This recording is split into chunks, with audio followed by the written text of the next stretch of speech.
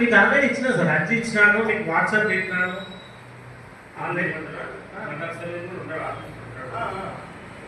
Madam కూడా చెప్పాను నేను, కొంచెం పిలిపించండి సార్. ఎందుకంటే గుంటగంధాల అద్దులాభం మాత్రం చాలా ఇష్యూస్ ఉన్నాయి సార్. రైతులు అయితే చాలా ఇబ్బంది పడుతున్నారు.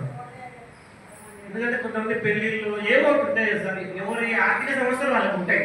రైతులు ఇప్పుడు వాళ్ళు ఒకరోజు పని వదులుకొని మీ దగ్గరకు వచ్చినట్టు వాళ్ళకి 500 నష్టపోయినట్టే. ఆయన కాంట్రాక్ట్ కూడా చేతులు ఇచ్చేస్తున్నాడు, వాళ్ళు దాన్ని ఎన్ఎం చేయగలనుకుంటున్నారు. కరెక్టే, అది ఎమర్జెన్సీ కదా సార్. ఖచ్చితంగా 24 అవర్స్ అవైలబుల్గానే ఉంటారు. ఆఫీస్లో ఏమంటే ఆఫీస్ వాళ్ళు వచ్చేది వేరు, అంటే వాళ్ళు మీకు అవసరం లేదు, ఫీల్డ్లో వాళ్ళు వస్తే మీకు పని చేయకపోతుంది. గిరిజనులకు మనం న్యాయం చేసినట్టే సార్. సమాజంలో కూడుగుడ్డ కిల్ అనేది మెయిన్ ఇంపార్టెంట్ సార్. దాన్ని బేసిక్ తీసుకుని డొనేషన్ వాళ్ళకు అదే ఉదయం చేసి వాళ్ళకి సర్వే చేసి పంపించాము. అవి వచ్చి మా స్టేట్ నుండి కేంద్రం నుంచి అంటే ఫస్ట్ ప్రిఫరెన్స్ వాళ్ళకి కూడా డిస్ట్రిక్ట్ కలెక్టర్ ఆఫీస్కి మేము సరెండర్ చేస్తాం. ఎందుకు ఇక్కడ ఉన్నటువంటి డబ్బులు యూటిలైజ్ చేసుకోండి అని చెప్పి మేము వెంట బట్టి వాడుకోకుండా దాచిపెట్టి తర్వాత నీటికి ఉన్నటువంటి స్కూల్స్కి గవర్నమెంట్ ట్రాన్స్ఫర్ చేస్తుంది.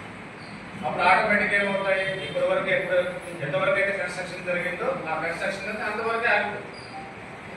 ఆడికి చెప్పాను నేను, అయ్యా మనకు క్లియర్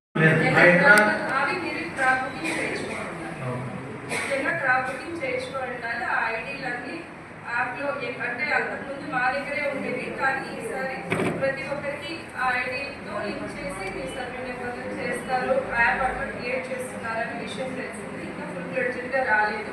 ఈ రబీకి దాంతో స్టార్ట్ చేస్తారు అనే ఇన్ఫర్మేషన్ ఉంది. అందుకు ఒకసారి మీకు ముందు జాగ్రత్తగా ఒకసారి అందులో రబీ సీజన్ కదా ఖరీఫ్లో దాదాపు ఇప్పుడు 23,000 దాదాపు 23,000 ఎకరాలకు రబీ చేస్తాం. అయినా ఇంకా కొంతమంది మిగిలిపోయినారు. వాళ్ళు అది ఆన్లైన్ సరిగా కావడము రకరకాల సమస్యలు, అలాంటి వాళ్ళందరూ మనం చెక్ చేసుకుని రబీ చేయించుకుంటే మంచిది. రబీలో వేసుకునే వాళ్ళైనా